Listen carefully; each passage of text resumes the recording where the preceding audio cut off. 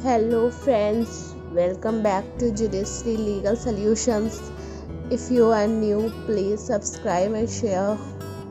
Another very important section under SRA is section 33. ये जो है एक तरह से कॉम्प्लीमेंट भी करता है इंडियन कॉन्ट्रैक्ट एक्ट को।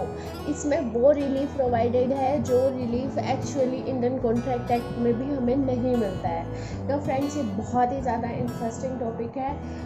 So let's start. ओके, जो सेक्शन 33 है वो एक तरह से पावर दी गई है कोर्ट को रिक्वायर करने के लिए कि जब कोई भी पार्टी जो है सूट जीत जाती है, जो पार्टी विनिंग पार्टी है, वो बेनिफिट रिस्टोर करे। ओके, और अगर कोई लॉस हो चुका है लूजिंग पार्टी को because of contract of plaintiff, तो वहाँ पे कंपनसेशन भी रिक्वायर कर सकती है to fulfil that loss. Okay, अब हम देखते हैं कि हम इसको एग्जांपल के साथ देखते हैं। फॉर एग्जांपल ए और बी में एक कॉन्ट्रैक्ट होता है, तो ए जो है बी को अपनी प्रॉपर्टी सेल कर देता है और बी जो है अमाउंट पे कर देता है, लेकिन बी एक्चुअली ए के साथ एक फ्रॉड कमिट करता है। यहाँ पर जितने प्राइस बनते हैं प्रॉपर्टी के वो नहीं देता है, बाय फ्रॉड ए से बी प्रॉपर्टी ले लेता है। ओके, तो लेटर ऑन ए को पता चलता है कि बी ने मेरे साथ फ्रॉड कमिट कर दिया, तो ए जो है कोर्ट में कैंसिलेशन ऑफ सेल का सूट फाइल करता है। तो कोर्ट को भी लगता है कि हाँ, बी ने फ्रॉड कमिट किया है, तो कोर्ट जो है कैंसिल कर देता है इस कॉन्ट्रैक्ट फॉर सेल को। ओके, तो यहाँ पर ए ने जो हाउस बी को दिया था वो तो बी रिटर्न कर देता है, लेकिन ए कहता है कि मैं सक्सेसफुल पार्टी हूँ, मैं तुम्हें तुम्हारा मनी जो तुमने मुझे in return of my property दिया था वो रिफंड नहीं करूँगा। तो ऐसा नहीं हो सकता। तो यहाँ पर बी के पास ऑप्शन है, वो सेक्शन 33 ऑफ SRA में जा सकता है कि ऑल्दो ए जो है विनिंग पार्टी है, बट मेरी मनी जो ए ने ले ली है in return of his property, मैंने तो प्रॉपर्टी रिटर्न कर दी है, but A is not returning my money paid for that property. Okay, तो यहाँ पर कोर्ट जो है ए को डायरेक्ट कर सकती है कि ऑल्दो आप सक्सेसफुल प्लेंटिफ हैं, but you have to return the money. Okay, और जो सेक्शन 33 है वो सारे ही सूट पे अप्लाई होता है। ऐसा नहीं है कि वो किसी स्पेसिफिक कॉन्ट्रैक्ट पे अप्लाई होगा। वो जो है स्पेसिफिक परफॉर्मेंस का में अगर प्लेंटिफ जीत जाता है तो भी अप्लाई होता है, या डिफेंडेंट जीत जाता है लेकिन डिफेंडेंट कोई बेनिफिट गेन कर लेता है तो भी अप्लाई होगा, या फिर पार्टीशन का सूट हो, या फिर रिकवरी ऑफ पोजीशन का सूट हो, या किसी भी तरह का कोई और कॉन्ट्रैक्ट का सूट हो, तो वो सभी पे कोई भी कॉन्ट्रैक्ट में चाहे लूजिंग पार्टी हो चाहे विनिंग पार्टी हो, जो पार्टी बेनिफिट ले चुकी है वो पार्टी रिस्टोर करेगी ही बेनिफिट को। अब फ्रेंड्स, हम इसमें इसका क्लोज ए देखते हैं। क्लोज ए बात करता है जब कोई कॉन्ट्रैक्ट वॉइडेबल है अंडर इंडियन कॉन्ट्रैक्ट एक्ट, और जो डिफेंडेंट है जब प्लेंटिफ ने स्पेसिफिक परफॉर्मेंस के लिए उसको सूट किया डिफेंडेंट को, और डिफेंडेंट कॉन्ट्रैक्ट को वॉइडेबल प्रूव कर देता है, जैसे यहाँ पर फ्रॉड की वजह से वॉइडेबल प्रूव कर दिया, तो उस केस में जो है डिफेंडेंट जीत जाता है, बट स्टिल डिफेंडेंट को जो है बेनिफिट अगर कोई हुआ है just because of that voidable contract, तो डिफेंडेंट को जो भी बेनिफिट हुआ है वो बेनिफिट रिस्टोर करना पड़ेगा।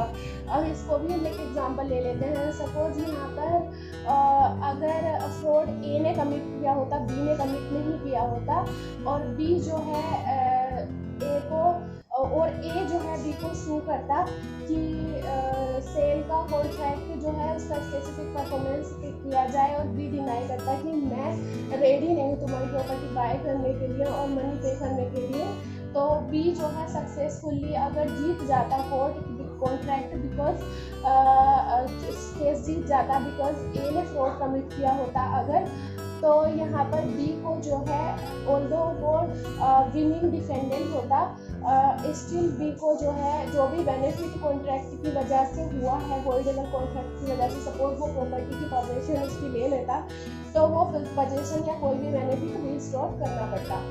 फ्रेंड्स, सेक्शन 33 क्लोज 2 का ए तो हमने देख लिया, बट सेक्शन 33 क्लोज 2 का बी जो है वो बहुत ही ज़्यादा इंटरेस्टिंग है। आप लोगों को याद होगा इंडियन कॉन्ट्रैक्ट एक्ट में एक बहुत ही फेमस केस था, मोहरी बीबी वर्सेस धर्मदास बोस।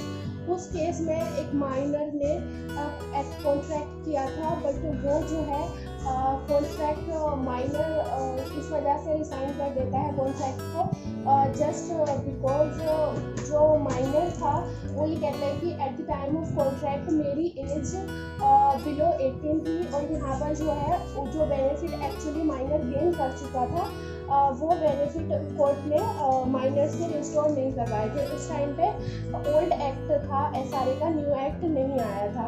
पहले सिर्फ और सिर्फ जो प्लेंटिफ था अगर वो सक्सेसफुली